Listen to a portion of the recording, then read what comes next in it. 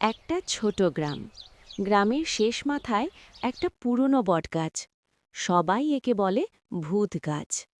রাতে ওই গাছের কাছে কেউ যায় না। লোকজন বলে গাছটার ভেতরে নাকি একটা আত্মা থাকে। এই গ্রামেই থাকত রাহুল, 10 বছরের একটা ছেলে। রাহুল খুব কৌতূহলী।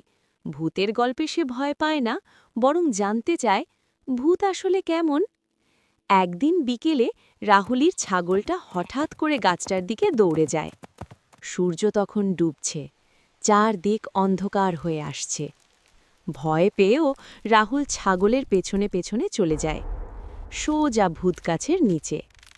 হঠাৎ করে বাতাস থেমে যায়, পাতাগুলো নড়ে ওঠে খড় শব্দে। তখনই সে শোনে একটা ভারী কণ্ঠ, এখানে কেন এসেছিস? রাহুল কেঁপে ওঠে। গাছের ভেতর থেকে ধীরে ধীরে বেরিয়ে আসে একটা ছায়া, লম্বা সাদা চোখ, ভাঙা গলা। ভূত! রাহুল দৌড়াতে চায়, কিন্তু পা নড়ে না। ভূত আবার বলে, ভয় পাস না, আমি কাউকে মারি না। রাহুল সাহস করে বলে, তুমি তাহলে এখানে একা থাকো কেন? ভূতটা দীর্ঘশ্বাস ফেলে। রাতের পর সকাল আসে, কিন্তু সেই রাতে যা ঘটেছিল রাহুল ভুলতে পারে না। পরের দিন গ্রামে গুজব ছড়িয়ে পড়ে, ভূত গাছের ভেতর নাকি রাতে আলো জ্বলেছিল। লোকজন ভয় পেয়ে বলে ভূত রেগে গেছে, কিন্তু রাহুল জানত ওটা রাগ নয়, ওটা ছিল কষ্ট। সেদিন সন্ধ্যায় রাহুল আবার যায় সেই গাছের কাছে। এবার সে একা নয়, হাতে একটা লণ্ঠন আর বুক ভরা সাহস। হঠাৎ গাছের ভেতর থেকে সেই পরিচিত কণ্ঠ, তুই আবার এলে? রাহুল হাসে, আমি কথা দিয়েছিলাম। ভূত ধীরে ধীরে বেরিয়ে আসে।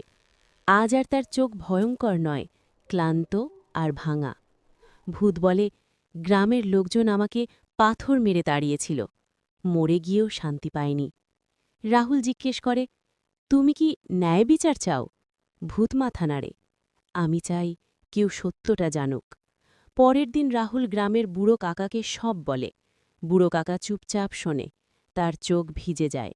সে বলে, এই গাছের নিচেই একদিন একজন নির্দোষ মানুষ মরেছিল, ভয়ে আমরা চুপ ছিলাম। সেই রাতে গ্রামবাসীরা সবাই গাছের নিচে জড়ো হয়। লণ্ঠন জ্বলে, ধূপ জ্বলে, কেউ ভয় পায় না। রাহুল সামনে দাঁড়িয়ে বলে, ভূত নয়, আমরা ভুল ছিলাম। হঠাৎ বাতাস হালকা হয়, গাছের ভেতর থেকে আলো বেরোয়। ভূতের মুখে প্রথমবার শান্ত হাসি।